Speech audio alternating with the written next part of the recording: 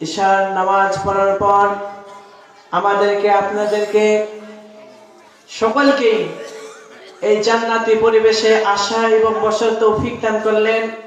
সেই মহান আল্লাহ রাব্বুল আলামিনের দরবারে লাখো কোটি শুকরিয়া আদায় করি।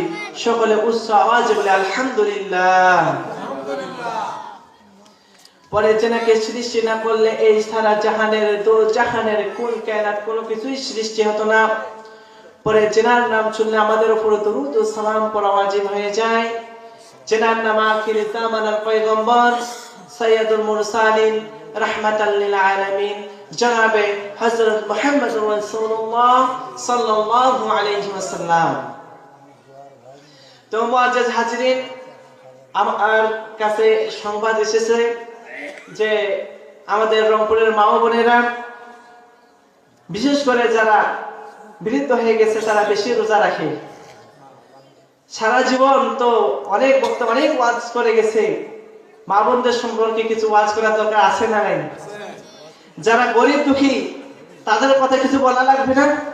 তাদেরকে তাদের সুসংবাদের কথা আমাদেরকে দিনের খাতিরে পৌঁছায় দেওয়ার দরকার আছে না নাই? তো আমি সংক্ষিপ্ত আকারে ছোট্ট একটি ঘটনা বলে আমার সংক্ষিপ্ত বক্তব্য ইনশাআল্লাহ এখানেই শেষ করব। যেহেতু ইশার নামাজের পূর্বে আমি কিছু আলোচনা করছি, আবার ইশার নামাজের পরে আমাদের অল্প কিছুক্ষণের মধ্যে প্রধান মেহমান চলে আসবেন। এই নফল রোজা সম্পর্কে কিছু আলোচনা করব। দেখেন নফল রোজার কত ফজিলত এবং দান সদকা করার কত ফজিলত। মানুষ তো আসলে এখনকার মানুষ মসজিদ মাদ্রাসায় দান করতেই চায় না, দান করতেই শিখে নাই, দান করতেই জানে না। চাইলে বলে যে 10 টাকা দিলে মনে হয় সংসার থেকে যে কত কোটি টাকা তার লস হয়ে গেছে আল্লাহ ভালো জানে। এরকম মানসিকতা এমন লোকের আছে না নাই? তো এক গরিব রোজাদারের ঘটনা আপনাদেরকে শোনাই।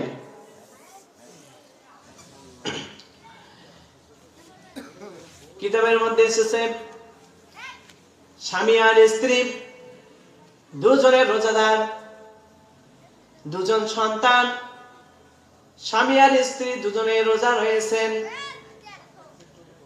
গভীর রজনীতে স্বামী, তাকে তো সংসার চালাতে হবে, সে চিন্তা করতেছে, স্ত্রীকে বলতে, স্ত্রী গো, আমার কাছে তো কোনো টাকা নেই, আমরা তো রোজা রয়েছে বেশ কিছুদিন ধরে,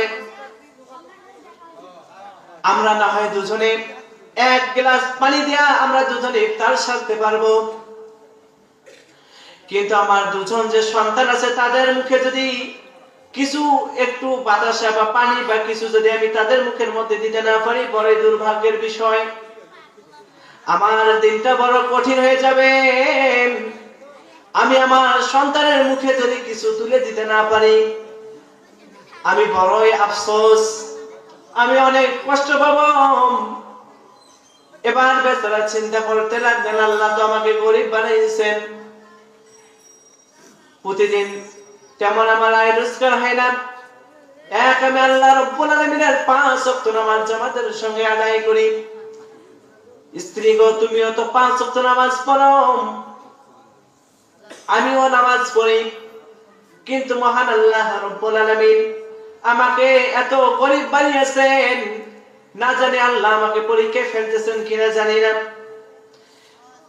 স্ত্রী বলল, দেখো, তুমি চিন্তা ফিকির করে দেখো, কোনো কাজ